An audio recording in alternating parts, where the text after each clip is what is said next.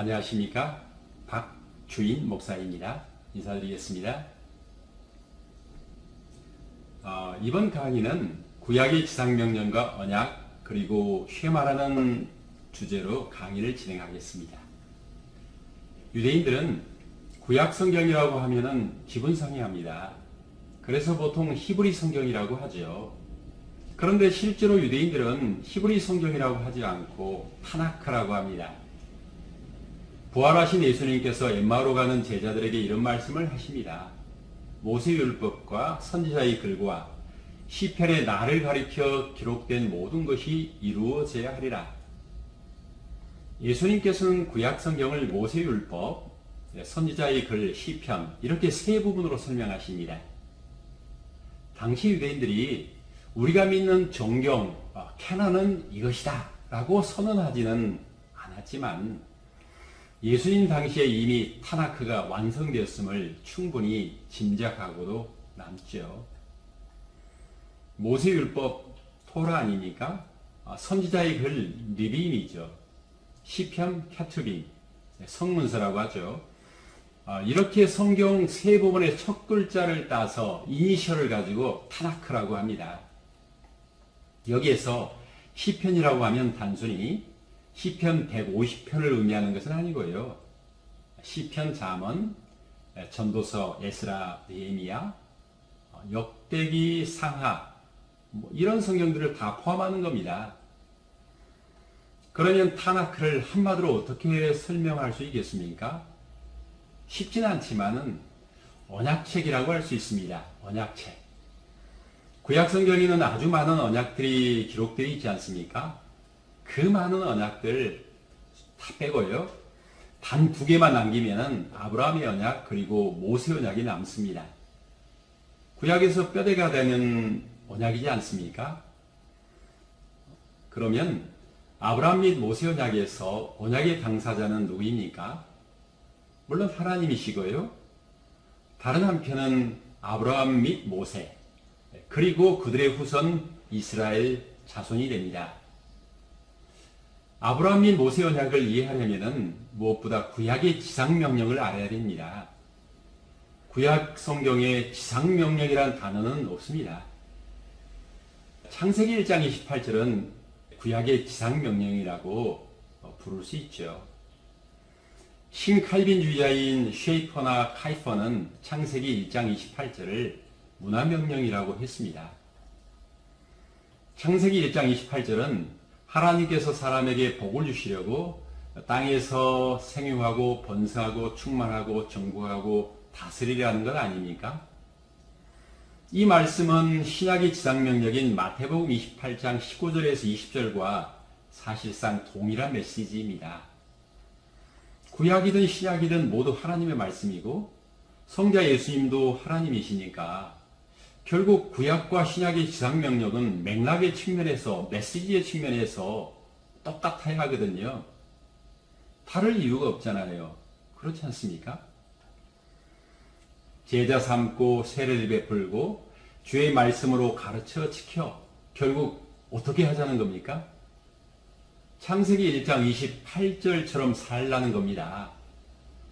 그러니까 하나님께서 지으시고 하나님 보시기에 좋은 세상에서 사람과 모든 피조물이 생육, 번성, 충만하고 사람은 하나님의 대리자로서 다른 피조물들을 하나님의 뜻대로 정복, 다스리고 풀어 설명하자면 관리하고 경작하면서 천국의 삶을 사는 것, 그거 아니겠습니까? 그러니까 아담이 타락한 이후로 하나님께서는 창세기 1장 28절에 구약의 지상명령이 성취되도록 다시 말해서 망가진 세상이 회복되도록 먼저 아브라함과 은혜의 언약을 맺고 이어서 모세와 시내산 언약을 맺었습니다. 그리고 마지막으로 예수님께서 십자가에서 아브라함과 모세 언약을 성취하시고 우리 그리스도인에게 지상명령을 내려주신단 말입니다. 결국 하나님께서는 성령을 받은 그리스도인들을 통하여서 신구약의 지상명령을 완성하신단 말입니다. 신구약 성경의 큰 틀에서 신에선 언약 역시 은혜의 언약이라는 겁니다. 이건 나중에 또 설명을 하겠습니다. 유대인들은 신에선 언약을 행위 언약으로 이해했기 때문에 역사적으로 쉐마 교육이 율법 교육으로 많이 치우쳤습니다. 그러면 먼저 아브라함의 언약을 들여다보겠습니다. 창세기 12장 2절에서 3절을 보면은 큰 민족을 이루게 하겠다. 아브라함의 이름을 창대하게 하겠다. 땅의 모든 족속이 아브라함으로 말미암아 복을 얻게 하겠다. 땅을 주겠다. 모두 하나님께서 주도적으로 하시겠다는 겁니다. 그러면 아브라함과 그의 후손들이 할 일은 뭡니까? 아무것도 안 해도 됩니까? 공의롭고 정의롭게 사는 겁니다. 그렇게 살기만 하면 나 야훼가 아브라함에게 대한 약속을 이루어 주겠다. 이거 아닙니까? 언뜻 보면은 이스라엘 자손들이 공의롭고 정의롭게 살기만 한다면은 야훼 하나님께서 알아서 언약을 성취하겠다. 이런 식으로 들리잖아요. 조건부 행위 언약 말입니다. 과연 아브라함의 언약은 조건부 행위 언약일까요? 언약식을 보면 알 수가 있습니다. 아브라함이 소와 양을 잡아 둘로 갈라놓습니다. 계약 당사자인 하나님과 아브라함이 피가 줄줄 흐르는 고깃덩이 사이를 지나가야 계약이 성립이 되지 않습니까? 이것은 계약을 파기하면 죽는다는 겁니다. 그런데 쪼갠 고기 사이로 누가 지나갑니까? 아브라함은 쏙 빠지고 하나님만 지나간단 말입니다. 이게 무엇을 뜻하는 거 하니 한마디로 아브라함의 언약은 은혜의 언약이라는 겁니다. 하나님께서 주도적으로 성취하겠다 그 뜻 아니겠습니까? 설령 아브라함과 그 후손들이 공의와 정의를 제대로 이루며 살지 못한다 할지라도 그 뜻 아니겠습니까? 은혜의 언약이라는 것은 사람이 계약 내용을 못 지키더라도 하나님께서 결과적으로 주도적으로 약속을 지키겠다는 것, 그거죠. 하나님께서 왜 그렇게 하십니까? 하나님은 절대적으로 은혜이시고 사랑이기 때문에 그렇습니다. 이제 모세 언약을 들여다보겠습니다. 출애굽기 19장 5절에서 6절에 보면은 너희가 내 말을 잘 듣고 내 언약을 지키면 너희는 열국 중에서 내 소유가 되겠고 너희가 내게 대하여 제사장 나라가 되며 거룩한 백성이 되리라. 이 구절이 모세의 언약, 말하자면 신에서 한 언약의 가장 핵심적인 구절입니다. 부연 설명하자면 십계명과 성막에 관련된 율법을 잘 지키면은 이스라엘이 제사장 나라가 되고 거룩한 백성이 되는 복을 받는다는 겁니다. 모세 언약이 과연 조건부 언약인지 알려면 언약식을 들여다보면 알 수 있습니다. 모세가 제물의 피를 양푼에 가득 담습니다. 피의 반은 제단에 뿌리고요. 이어서 모세는 언약서를 백성들에게 낭독합니다. 언약의 내용을 다 들은 백성들은 우리가 여호와의 모든 말씀을 준행하겠습니다 라고 확답합니다. 그러자 모세가 양푼에 있는 나머지 피를 백성에게 쫙 뿌리는 겁니다. 아브라함의 언약과는 달리 이스라엘이 피 묻은 도장을 계약서에 꼭 찍는 겁니다. 이게요. 그러니까 모세 언약은 형식적인 측면에서 분명히 행위 언약이 맞습니다. 유대인들이 좋아했던 신명기 28장을 보면요. 행위 언약이 무엇인지 정확하게 설명하고 있습니다. 순종하면 복을 받고 불순종하면 저주를 받는다는 거 아닙니까? 이제 요시야 왕 때의 이야기로 모세 언약과 쉐마를 풀어보겠습니다. 요시야 왕 때 솔로몬 성전을 수리하는데 성전에서 율법책이 발견됩니다. 이게 신명기 혹은 신명기 전 단계의 율법책으로 알려졌잖아요. 하여튼 서기관 사반이 왕 앞에서 그 책을 읽어주니까 왕이 듣고서 자신의 옷을 찢고 회개합니다. 이어서 요시야 왕이 종교개혁을 하죠. 그런데 요시야가 요절한 후에 20년이 조금 지나 유다라는 나라가 바빌로니아에 멸망을 당하거든요. 그러니까 요시야 왕의 개혁은 때늦은 미완의 종교 개혁인 셈입니다. 어쨌든 유대인들이 바벨론 포로 생활을 마치고 돌아와서 지난날을 회고하면서 신명기 사관에 입각하여 성경을 기록합니다. 그게 여호수아 사사기, 사무엘상하 이것 아니겠습니까? 열왕기서를 보면 이런 내용이 나옵니다. 아사가 그의 조상 다윗과 같이 여호와 보시기에 정직하게 행하여 여호와 보시기에 악을 행하여 이스라엘로 범죄하게 한 느밧의 아들 여로보암의 죄에서 평생 떠나지 아니하였더라. 이게 대표적인 신명기 역사관이거든요.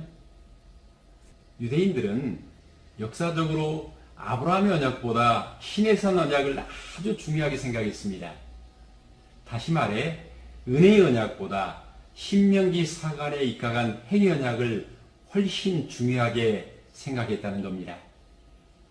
그래서 바리새파 유대인들은 역사적으로 아브라함의 언약보다 신의 산 언약을 이행하는 방향으로 쉐마 교육을 실천했던 것입니다. 그러면 역사적으로 쉐마는 누가 시작했습니까? 제가 자주 말씀드렸던 것처럼 바리새파 유대인이잖아요.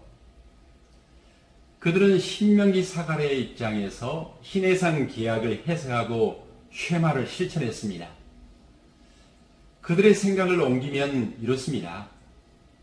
우리 조상들이 신명기와 신명기 사관에 입각하여 쓴 성경책을 봐라. 거기에 뭐라고 쓰여져 있냐? 우리가 지난날 혼합종교 생활을 하고 율법에 순종하지 않아 바벨론 포로 생활을 했잖아. 구약의 많은 언약들 가운데 특별히 신의 산 언약에 대해서 우리가 불순종했어. 그러니 이제라도 율법 613가지를 잘 지키고 그 중에 안식일법과 성결법을 더 철저히 지키자. 그리고 할 것과 하지 말아야 될 것을 잘 구분하자.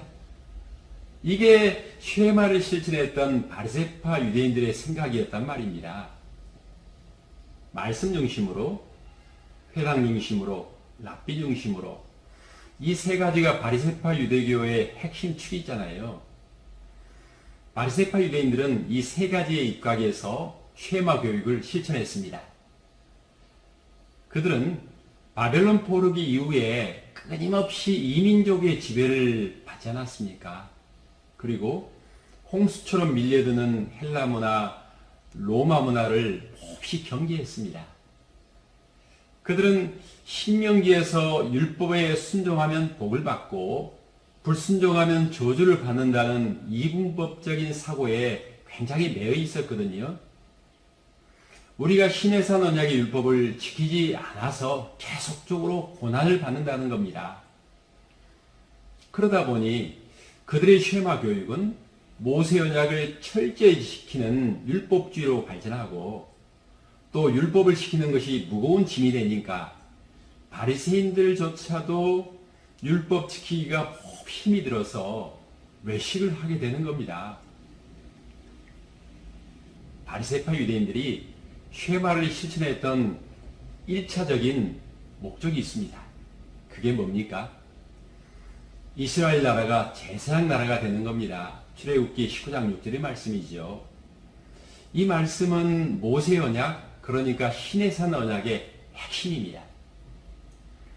궁극적으로 이스라엘 나라를 하나님의 나라로 만드는 것은 하나님이시지만 그래도 이스라엘이 할 일이 있잖아요. 그게 뭡니까? 공의롭고 정의롭게 사는 겁니다. 이 말씀은 아브라함의 핵심 구절이라고 제가 말씀드렸죠. 그러면 바리새파 유대인들은 공의롭고 정의롭게 살기 위해서 무엇을 했습니까? 그래서 쉐마를 실천한 겁니다. 전체적인 논리를 다시 한번 들어보시면 충분히 접수가 될 겁니다. 그러면 쉐마 교육의 구체적인 내용이 뭡니까? 토라의 613가지 율법을 지키는 겁니다. 주제별로 분류하자면 농사를 어떻게 짓고 여호와의 절기와 안식일은 어떻게 지키며 가족의 결혼과 이혼은 어떻게 하며 제사는 어떻게 지내며 이런 것 성경에 보면 잘 나와 있지 않습니까? 이것을 하나하나 주제별로 엮어서 쉐마 교육을 실천한 겁니다. 이 많은 613가지 중에서 핵심이 안식일법과 정결법입니다. 신명기를 찬찬히 들여다보면요. 야훼 하나님께서 이스라엘을 사랑하시고 그들의 조상을 사랑하시고 이런 말씀이 많이 나오거든요. 신명기에 이스라엘을 향하신 하나님의 무한한 사랑, 조건 없는 사랑과 은혜가 풍성하단 말입니다. 그런데 이것은 딱 제껴놓고 행위 언약으로 바라보는 거예요. 바리새파 유대인들이 말입니다. 또 시내산 언약도 넓은 의미로 은혜의 언약일 수밖에 없는 겁니다. 토라의 율법 613가지보다 이스라엘을 향하신 하나님의 은혜와 사랑이 훨씬 많단 말입니다. 그런데 유대인들은 율법을 철저히 지켜 하나님의 사랑에 보답하자 이렇게 나가는 겁니다. 어쨌든 교회에서 쉐마를 실천할 때 유대인의 쉐마가 되지 않도록 주의를 기울여야 합니다. 하나님은 긍휼이 많으시고 은혜로우시며 노하기를 더디하시고 인자와 진실이 많으십니다. 사람이 구원받는 것은 옳은 행실이나 율법을 지켜서가 아니고 하나님의 크신 사랑과 은혜로 구원을 받습니다. 그러니까 구약은 율법과 행위로 신약은 믿음과 은혜로 구원받는다는 이원론적인 접근은 사실상 오류이죠. 행위의 언약처럼 보이는 신해산 언약도 사실상 은혜의 언약의 한 부분이거든요. 쉐마는 하나님께서 자기 백성을 사랑하셔서 이스라엘에게 분부하신 교육명령입니다. 지상명령이 아니고요. 교육명령입니다. 그러니까 쉐마를 하여 하나님을 사랑합시다. 이게 아니고 하나님을 사랑하니까 쉐마를 하는 겁니다. 왕같은 제사장이 되기 위해 쉐마를 하는 것이 아니고요. 왕같은 제사장이니까 쉐마를 하는 겁니다. 율법을 지켜서 하나님을 사랑하자는 것이 아니고 하나님을 사랑하니까 율법을 지키는 겁니다. 율법이 사랑의 완성이 아니고 사랑이 율법의 완성이지 않습니까? 그래서 구약의 지상명령과 언약, 쉐마의 관계를 잘 이해하시고 말 그대로 쉐마를 실천하기 위한 스키마가 튼튼해서 지역교회 실정에 맞게끔 SH 쉐마 교육을 잘 이해하고 적용시켜야 됩니다. 그래서 제가 이렇게 신학적인 이론과 기반, 쉐마 교육이 진행되어져 왔던 역사적 과정과 그 저변에 깔려져 있는 신학적인 그런 이해를 돕고자 강의하고 있습니다. 오늘도 제 영상을 보시고서 성원해 주시니 감사드립니다. 동영상 강의 쉽지가 않네요. 실제로 강의를 해보니까 이렇게 어렵진 않아요. 서로 코이노니아가 많이 되니까 실제 강의는 쉽습니다. 샬롬 축복합니다. 다음 시간에 또 뵙도록 하겠습니다.